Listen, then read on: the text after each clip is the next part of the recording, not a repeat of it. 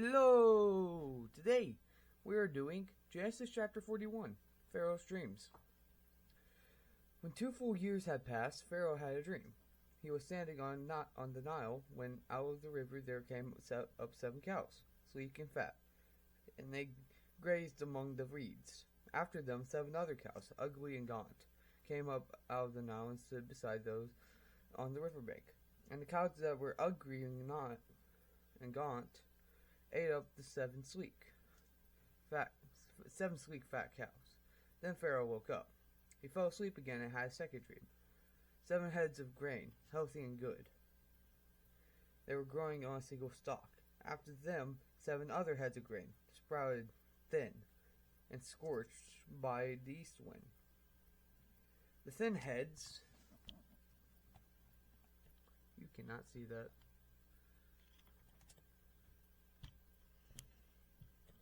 On. Alright. The thin heads of grain swallowed up the 7 healthy heads, full heads. Then Pharaoh woke up. It had been a dream. In the morning his mind was troubled, so he sent for all the magicians and wise men of Egypt. Pharaoh told them about his dreams, but no one could interpret them for him. Then the chief cupbearer said to Pharaoh, "Today I am reminded of my shortcomings."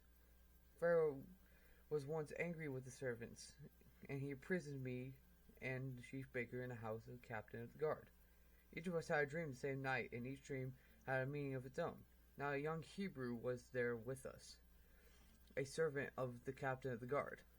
We told him our dreams, and he interpreted them for us, giving each man an interpretation of the dream. And things turned out exactly as he interpreted to us. I was restored to my position, and the other man was impaled. So Pharaoh sent for Joseph, and he was quickly brought from the dungeon. When he had shaved and changed his clothes, he came before Pharaoh.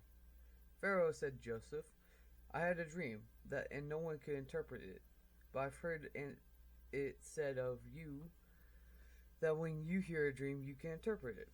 "I cannot do it," Joseph replied to Pharaoh, "but God will give the Pharaoh the answer he desires."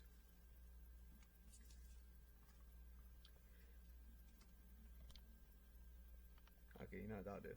Then Pharaoh said to Joseph, "In my dream I was standing on a bank of the Nile, when out of the river there came out 7 cows, fat and sleek, and they grazed upon the reeds. After them 7 other cows came up, scrawny and very ugly, and lean. I had never seen such ugly cows in the land of Egypt. Then the lean, ugly cows ate up the 7 fat cows that came up first. But even after they ate them, no one could tell that they had done so. They looked just as ugly as before. Then I woke up. In my dream I saw 7 heads of grain, full and good, growing on a single stalk. After them 7 other heads of grain sprouted, withered and thin, and scorched by the east wind. The thin heads of grain swallowed the 7 good heads. After this, I told this to the magicians, but none of them could explain it to me. Then Joseph said to Pharaoh, "The dreams of Pharaoh are one and the same. God revealed to Pharaoh what he is about to do. 7 good cows are 7 years, and 7 good heads of grain are 7 years. It is one in the same dream. The 7 lean, ugly cows came up afterward are 7 years, and so are the 7 worthless heads of grain scorched by the east wind. There are 7 years of famine. It is just as I said to Pharaoh. God has shown Pharaoh what he is about to do.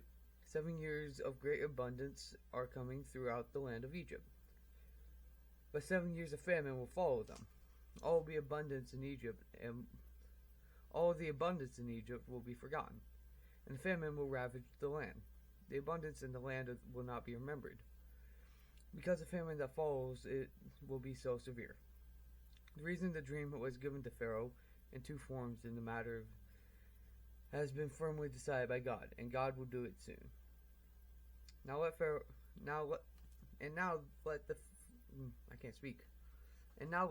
look at the discerning and wise man and put him in charge of the land of Egypt.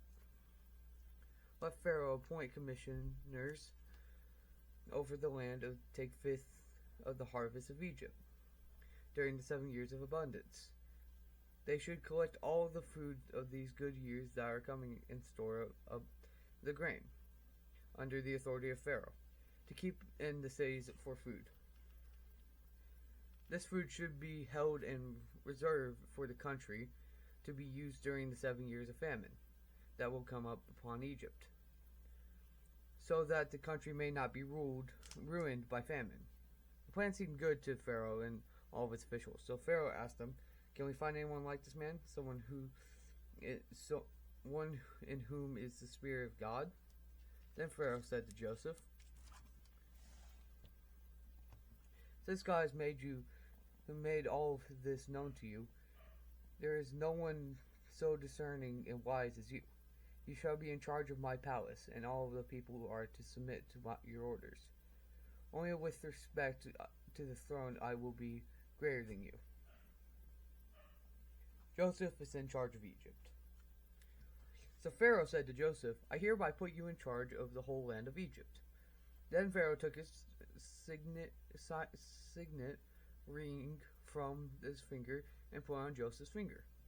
He dressed him in robes of fine linen and put a gold chain around his neck. He had him ride in a chariot as second in command, and people shouted before him, "Make way!" Thus he put him in charge of the whole land of Egypt. Then Pharaoh said to Joseph, "I am Pharaoh, but without your word no one will lift a hand or foot in all of Egypt." Pharaoh gave Joseph the name Zaphinath, Peniah, and gave him the Asenath, daughter of Potiphera, priest of On, to be his wife. And Joseph went throughout the land of Egypt. Joseph was 30 years old when he entered the service of Pharaoh, king of Egypt. And Joseph went out from Pharaoh's presence and traveled through Egypt. During the 7 years of abundance, the land produced plentifully. Joseph collected all the food produced in those 7 years of abundance, and Egypt, and stored it in cities. I can't speak for some reason. In each city, he put the food grown in the field surrounding it. Joseph stored up a huge quantity of grain, like the sand of the sea. It was so much that he stopped keeping records because it was beyond measure. Before the years of famine came, 2 sons were born to Joseph by Asenath, daughter of Potiphera, priest of On. Joseph named his firstborn Manasseh, and said, "It is because God has made me forget all my trouble in my father's household, and all of my father's household." And the second son he named Ephraim, and said, "It is because God has made me fruitful in the land of my suffering." The 7 years of abundance in Egypt came to an end, and the 7 years of famine began, just as Joseph had said. There was famine in all the other lands, but the whole land of Egypt there was food. When all Egypt began to feel the famine, the people cried out to Pharaoh for food, and Pharaoh told the Egyptians, "Go to Joseph and do what he tells you." When the famine had spread over the whole country,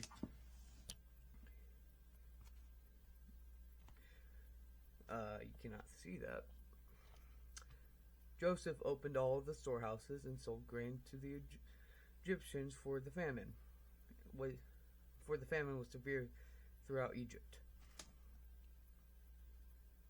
And all of the world came to Egypt to buy grain from Joseph because the famine was severe everywhere. Alright.